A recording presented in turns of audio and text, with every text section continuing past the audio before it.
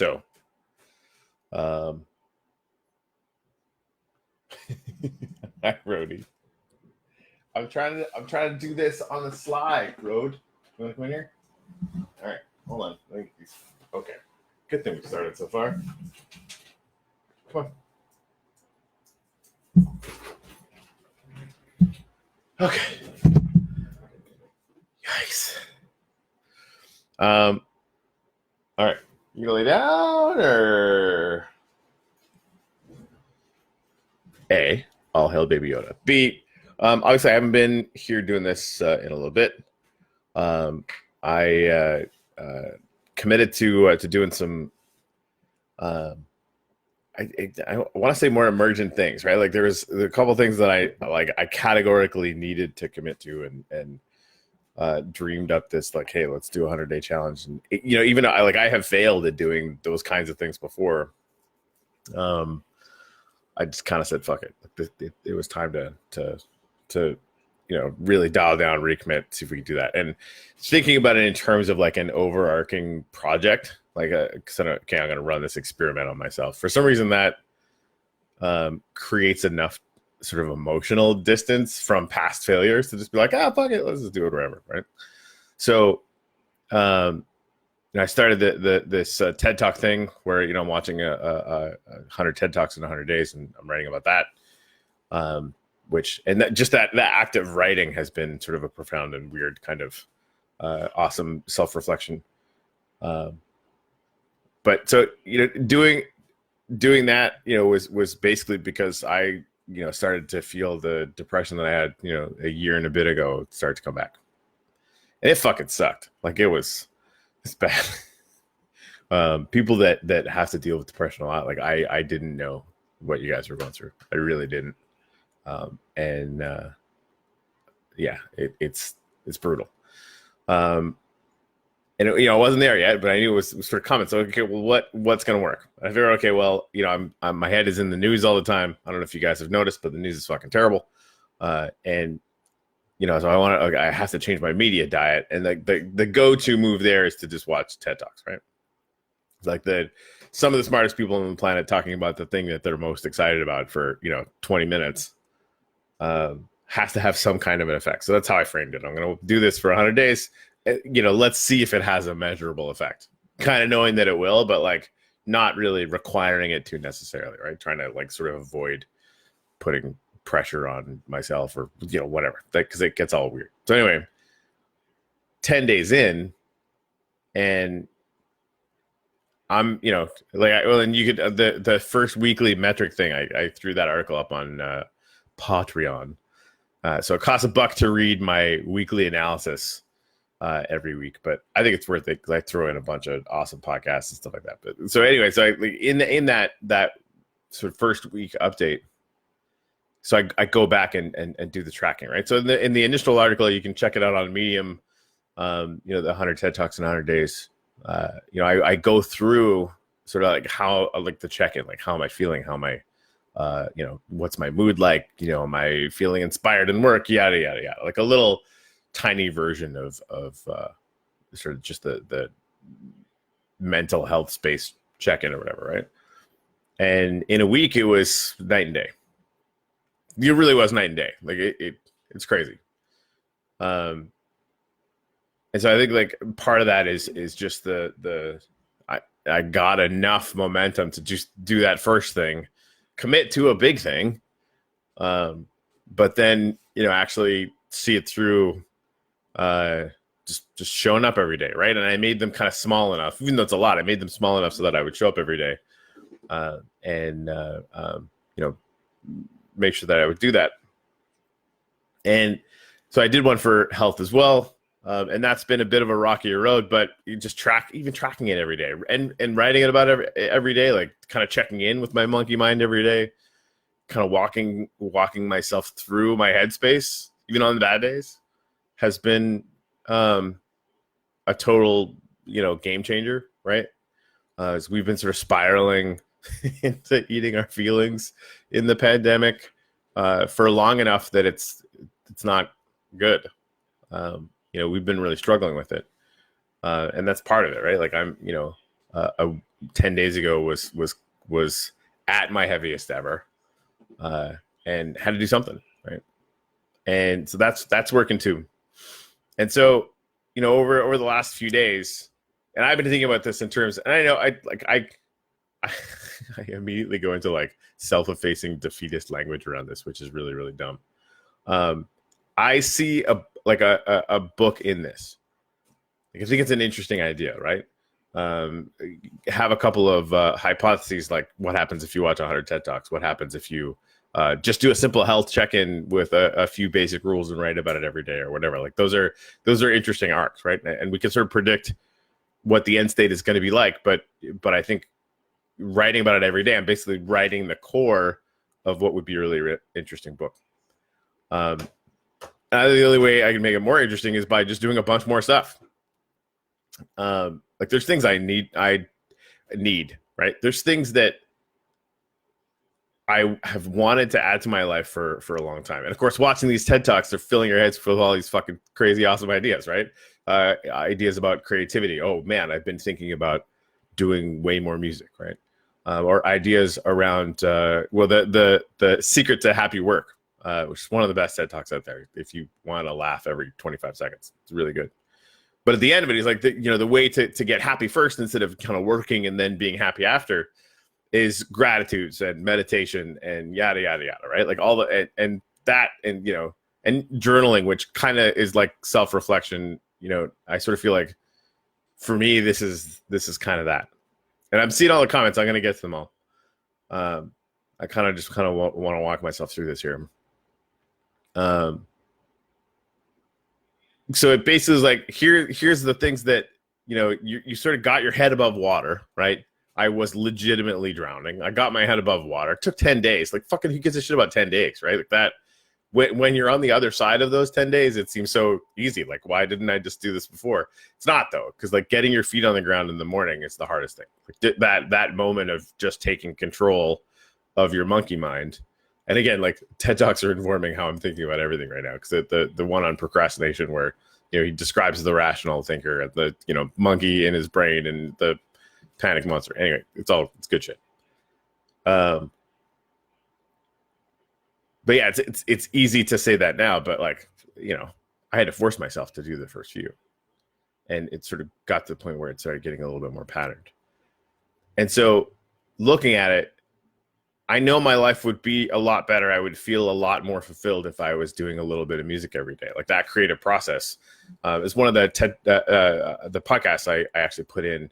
The lady that wrote Eat, Pray, Love did an interview with Tim Ferriss, and that you can Google it, but that link is in the Patreon article as well. And she talked about creativity a lot, and obviously she's fucking titan when it comes to that stuff. And that used to be such a fulfilling thing for me. Like, and that's the thing that I'm pretty fucking good at that, but I never do it. Like, I'm not doing it right now. So I don't want to lose my chops or whatever. So I want to do 100 songs in 100 days. Just record them. Figure out what to do with them. Maybe throw the MP3s up for Patreon supporters or whatever. But just like do it. I need to do it. So I want to do a 100-day challenge on that. Like, how much time is that going to take, right? Because like, oh my God, I'm already doing 2. Like, what the hell? And I'm like, well, I got to work out every day. And like, what if I just worked out for 15 minutes every day? And tracked the results of that. That could be a whole other experience, right? Because now we got a 100-day experiment on creativity. And again, like I want to try. I want to sort of cultivate the narrative of that arc, because I think that's really interesting, even just for my own life. It's one of the things that I talked about in the weekly review thing that I did, is that I'm starting to see time differently.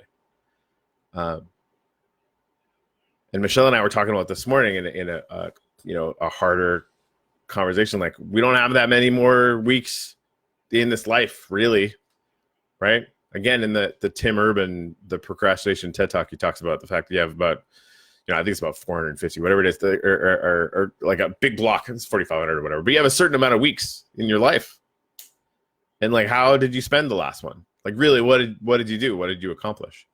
And ordinarily, I wouldn't have a good answer for that.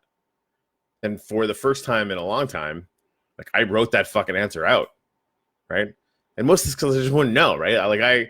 I wouldn't celebrate the wins at all. Like I wouldn't celebrate that I, did 3 awesome shows with Greg and recorded 3 awesome podcasts with the Moving Forward podcast and, right? I listed it all out for a week. And the 100-day, group thing is like a fucking movement now. People decided to do some of their own. And so I shared some screens. Like it was 1 week. It was a week where I was just being intentional and looking backwards, and it was life-changing. So I want to have, what happens, if I'm creative consistently over 100 days? What happens if I just work out? And again, my back is still screwed. I got to be super careful about it. But 15 minutes is fucking nothing, right? If you don't have 15 minutes to work out for an hour, which adds the next one, which is meditation that I've been meaning to do for 18 gazillion years and have never done. What if you just meditated for 10 minutes a day? Because I know, you got to train yourself up to this point, right? And wrote about that as an arc. And, you don't got to write a book every day, but just sort of talk about what happens when you sort of run that experiment on yourself.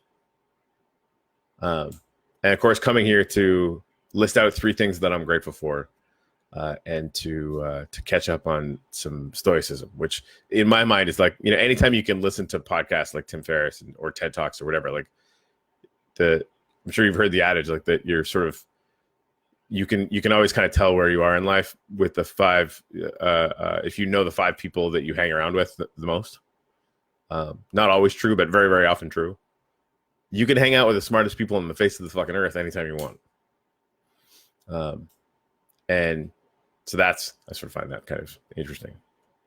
And so in that regard, we can, on doing the first coffee thing in a committed way, right? Because I was doing it just like, oh, whatever, we'll do it. We're not doing whatever. Sometimes it happened, and a lot of times it didn't. We do these gratitudes, which have a measurable effect on human brains. And I've known that for a long time, and we've been practicing it, right? But the stoicism thing is like the ultra version of listening to somebody's TED Talk. Like these mother effers were hacking the human condition like really well thousands of years ago, right? And so, I've been getting a lot of I've been getting a lot of good from that. There's been a lot of times where I think back to one of the sunrises or one of the things like that, where I'm much more readily able to think about the fact that, the thoughts that are in your brain right now, that's not you. That's your unconscious mind serving you up shit that it thinks you want all the time, right? Like that, it allows you to sort of cultivate the watcher that can sort of be your intentional mind. And it can be monitoring, okay, what's getting served up over and over and over again, right? That dichotomy is clutch, and it needs to be practiced. It's not an easy thing to do. So anyway, here we are. I just kind of wanted to fill you in. Like I'm committing to like a bunch more shit every single day. Because I want to ramp up to, I want to challenge myself and really like breaking it down the time. Like I'm going to go long today because I wanted to kind of describe everything that's going on. And there won't be really any set time rules around this, except that I sort of accomplish everything that I want to do in the morning as a rule, if I can. I like the idea of pushing myself to the point where like, fuck, like, am I actually going to be able to do this? So here we are. Anyway, I want to get in some of the comments.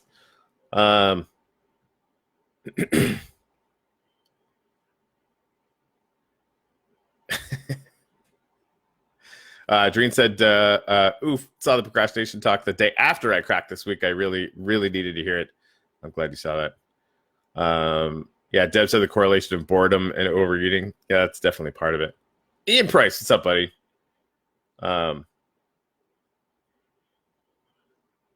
Ian, could you post the TED link again? I can't see it.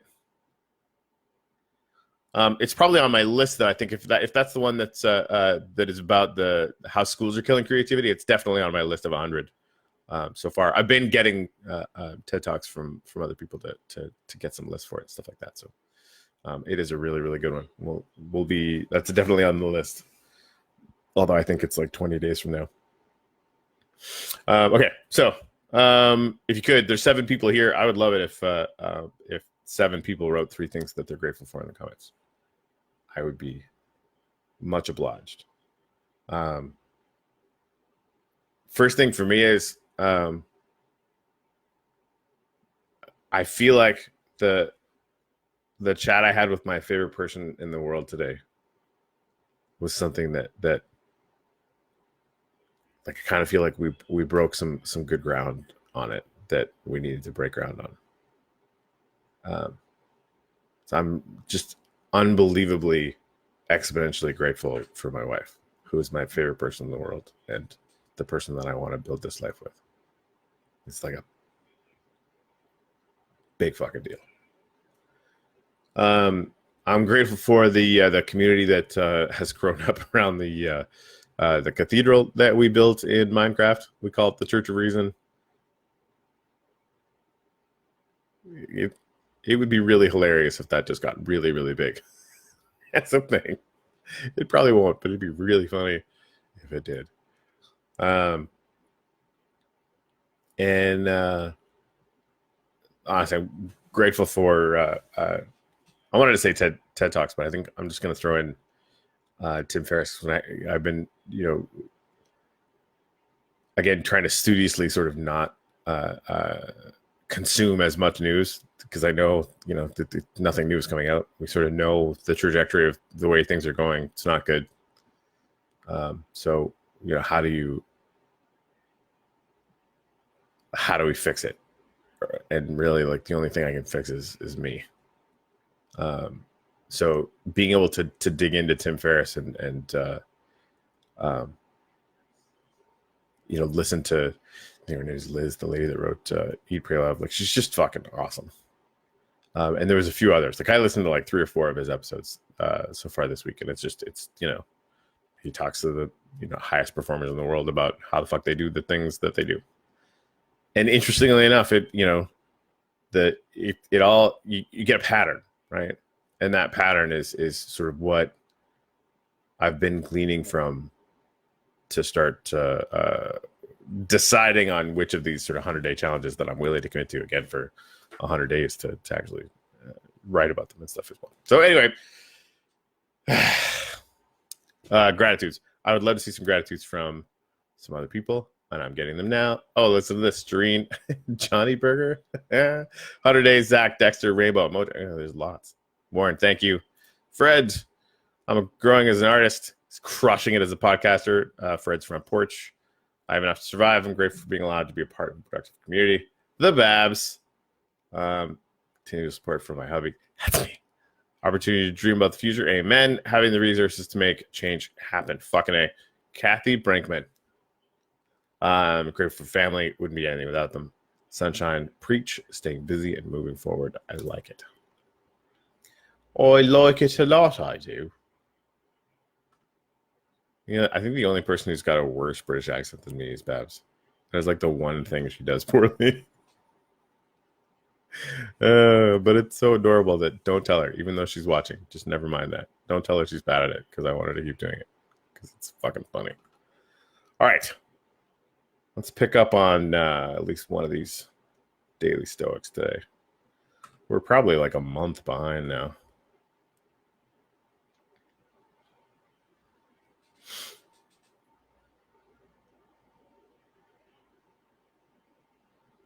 Let's see, it's taken April 24th. Not bad.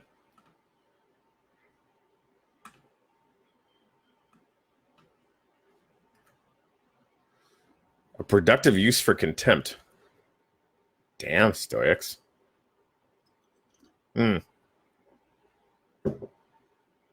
Coffee cheers. By the way, all hail Baby Yoda. And man, I'm starting to get really, really stoked about the potential for Schipul to come back. Let me tell you, it's never fast enough because I know we've been waiting for a long time, but they're progressing. So just as when meat or other foods are set before us, we think this is a dead fish or a dead bird or pig. And also, this fine wine is only the juice of a bunch of grapes. This purple-edged robe, just sheep's wool dyed in a bit of blood from a shellfish, or of sex, that it is only rubbing private parts together, followed by a spasmic discharge. In the same way our impressions grab actual events and permeate them, so we see them as they really are. Huh. And again, this is Marcus Aurelius, and this is like an emperor, sort of. This was only ever meant for himself, right? So he's like sort of cracking that up. There's one Stoic exercise that might well be described as contemptuous expressions. Stoics use an almost cynical language as a way to dismantle some of the fanciest or most coveted parts of life. Marx's joke about sex, why would he say something like that? Well, if you take a second to consider sex in such an absurd light, you may be less likely to do something shameful or embarrassing in the pursuit of it. It's a counterbalance to the natural bias we have towards something that feels really good. We can apply this same way of thinking to a lot of things that people prize. Consider that envy-inducing photo you see on social media. Imagine the person painstakingly staging it. What about the job? What about that job promotion that means so much? Sorry, I can't read this morning. What about that job promotion that means so much? Look at the lives of other so-called successful people. Still think it holds magical power? Money, which we want more of and are reluctant to part with. Consider how covered in bacteria and filth it is. It's all digital now. It doesn't really travel, but okay. That beautiful, perfect person you're admiring from afar, remember that if they're single, other people must have dumped them at some point. That's kind of mean. There must be something wrong with them. Yeah, there usually is. This exercise won't turn you into a cynic, but it will provide some much-needed objectivity. Yep.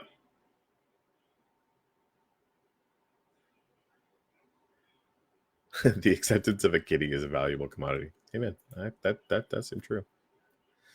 Kathy Brinkman, bringing the goals back into goals and gratitude.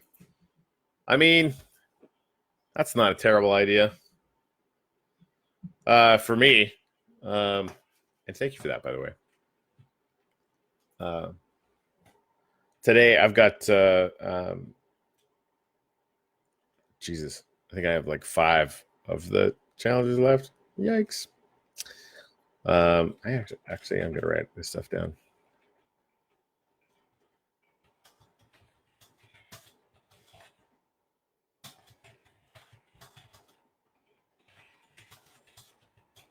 Right. 1.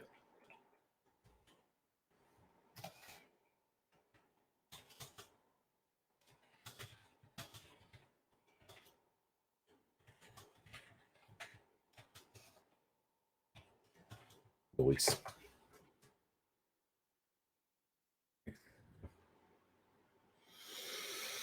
All right, so there we go. 1 to 100. 1 to 100. We'll see you tomorrow morning. It might be really early. I am going to be trying to get all of the challenges done before 9:30 in the mornings, before coffee. I'm not going to try and like race through them today because I'm not 100% sure kind of how I want to track. Anyway, I have some things to think about on the back end. But anyway, so yeah, we'll see you tomorrow morning. Yep.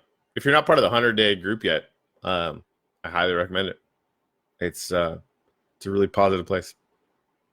And I kind of needed that. So yeah, what are you going to do? All right, guys. Thank you. We'll see you tomorrow.